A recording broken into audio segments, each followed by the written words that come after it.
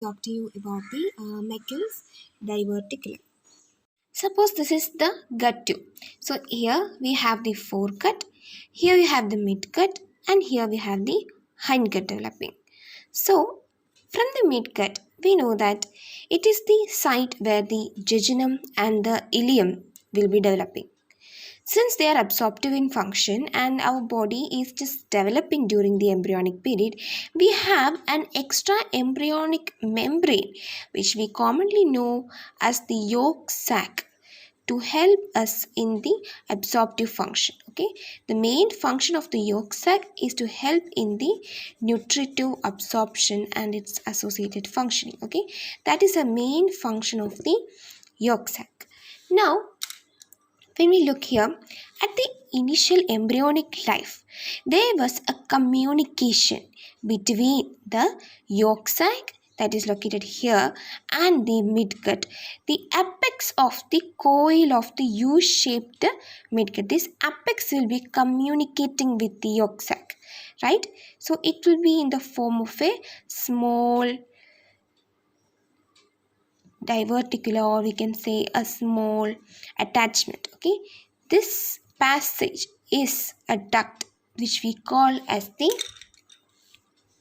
we give it a name. Okay, that is called as the Vitillo intestinal duct.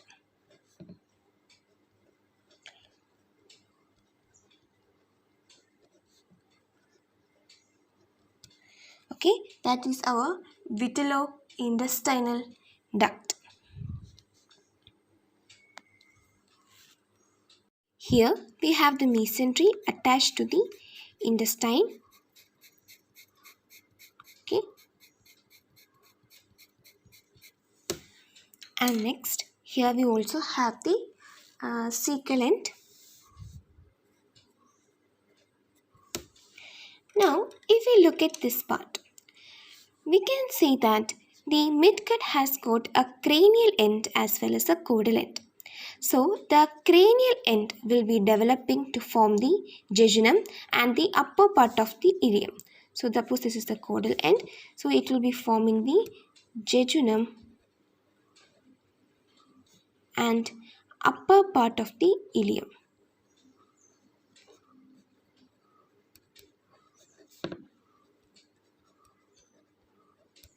Okay, now the caudal end will be forming the lower part of the ileum.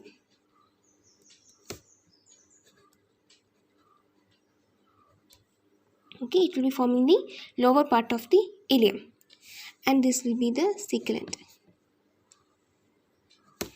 This is the foregut, this will be the midgut. Okay, and this will be the hindgut, and this is the yolk sac.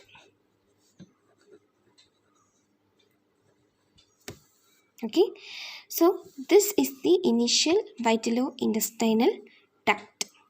Usually at the 6th week of embryonic life, this vitello-intestinal duct is supposed to get obliterated. That is, this connection is supposed to stop.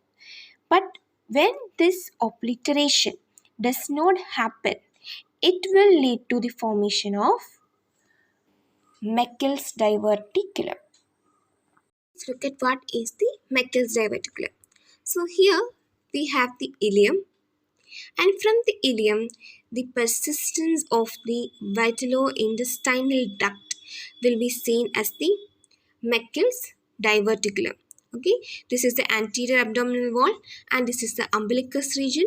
So close to the umbilicus in the anterior abdominal wall, the Meckel's diverticulum will be protruding. It can be either attached to the umbilicus or not attached to the umbilicus.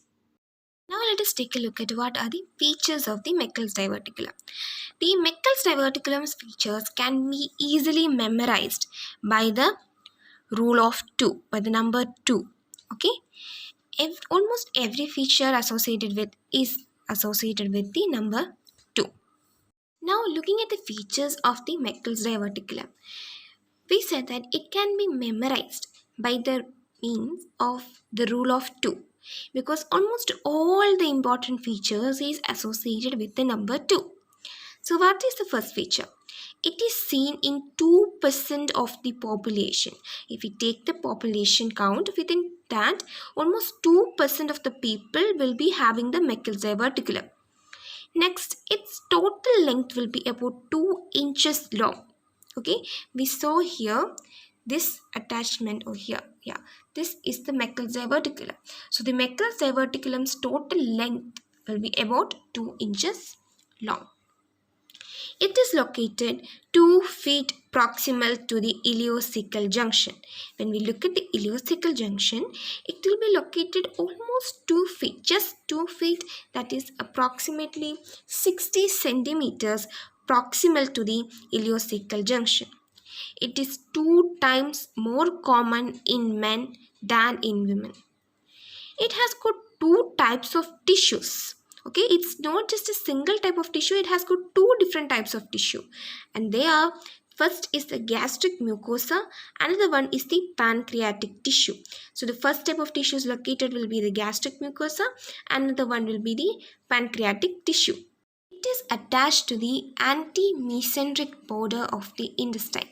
We saw here how the mesentery is attached to one of the borders of the small intestine, right? And then here we have the Meckel's diverticulum or the Vitillo intestinal duct protruding from the border which is not attached to the mesentery. So this is called the anti-mesenteric border. Let us see what are the symptoms associated with Meckel's diverticulum. Usually it remains asymptomatic throughout the life, but sometimes it may present with some symptoms. The first one of them is intestinal obstruction. We know that it is located very close to the ileocecal junction and it is a part of the ileum as well. So both these structures are related with digestion and absorption. So it can cause intestinal obstruction. Next we said that the Meckel's diverticulum has got 2 types of tissues, right? It has got gastric mucosa as well as pancreatic tissues. Now, due to the presence of both these types of tissues, there can be ulcers, bleedings and perforations of the Meckel's diverticulum, and it will mimic the symptoms of acute abdomen, which means there will be pain, abdominal pain, vomiting, etc. associated with it. Suppose the Meckel's diverticulum get inflamed. We said the Meckel's diverticulum is located close to the ileocecal junction around the region of the umbilicus. Close to that, we also have the appendix. Now, the pain of the appendicitis and the pain of the Meckel's diverticulum will be seen around the region of the umbilicus. So, it might make the patient as well as the doctor mistake the inflammation of the Meckel's diverticulum for an appendicitis. So when the surgeon will be looking for an appendicitis or when an inflamed appendix, so the doctor will not be able to find an inflamed appendix. Instead, they have to look for the Meckel's diverticulum, which might be inflamed and causing the symptoms. That's all about the Meckel's diverticulum. Thank you.